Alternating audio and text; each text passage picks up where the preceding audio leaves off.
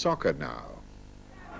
Peter Sayer has come to Northwich after a spell with Morecambe, and his winning goal has earned his side a home tie with another Lancashire seaside team, 3rd Division Blackpool. A good cup run could be just the reviver this seasoned pro needs. Well, I've been playing non-league for the last 2 seasons before this year, and that was in the Northern Premier League. And really, I just fancied the step up into Vauxhall Conference, which, I mean, now it's the league, it's like a 5th division, really, in the Vauxhall Conference. So there's always a chance of maybe getting back into the league that way. Are you still based in Preston? I still live in Preston, yes, which they say this is one of the nearest clubs from Preston. So I'm just glad. It's been nice to see the club doing well. I mean, I think it's had a rough couple of years as far as I know, and they're looking to try and do a little bit better. So I'd like to be part of that, really.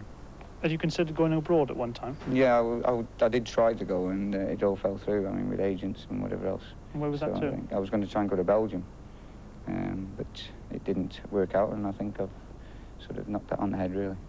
With the Welsh flag hoisted behind the Northwich goal, Colwyn Bay started this one as definite underdogs.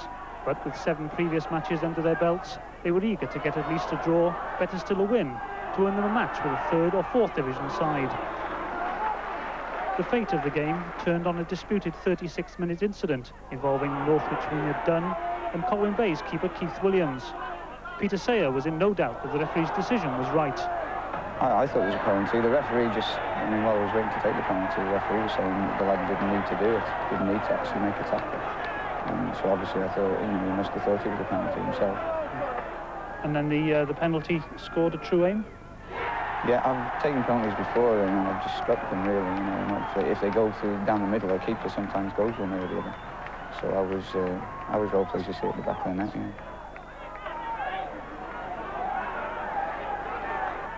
Scoring for Carnarvon in the Cup last season, there were times when Austin Salmon looked like getting the freedom of the Royal Borough. But at Northwich, his touch has so far failed him. In the second half, Colwyn brought on Ian Rush's brother Steph to try to grab an equaliser. We just had to have a go in the end, didn't we? And once we realised it was passing us by, we showed more urgency and we got on with the job. And I thought we could have snatched one in the end, last quarter now. We put them under a lot of pressure. We did. There were times when that ball was going awesomely close to the net. Yeah, the keeper's good for him, and he slowed it. He took the sting out of the game when it needed it. Now he made a couple of saves. I thought we might have had a penalty later on. It looked as though he hands it, and talking to the lads, they thought it was a penalty. But that, as I say, that's club football. It just went against us today. We've done well to get this far.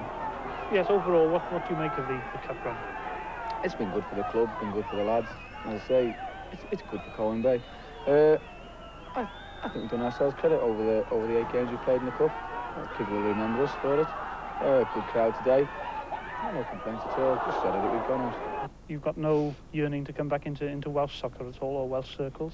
Well, really, my roots are down in South Wales. I mean, it's even though all the English lads think that North Wales is like home to me. It's that far from South Wales that it's a bit of a different life, I think. But I've sort of lost the connections in the South Wales area, really. So I'm reasonably settled up this way, you know. Well, finally, it's rugby, where Wales' strength in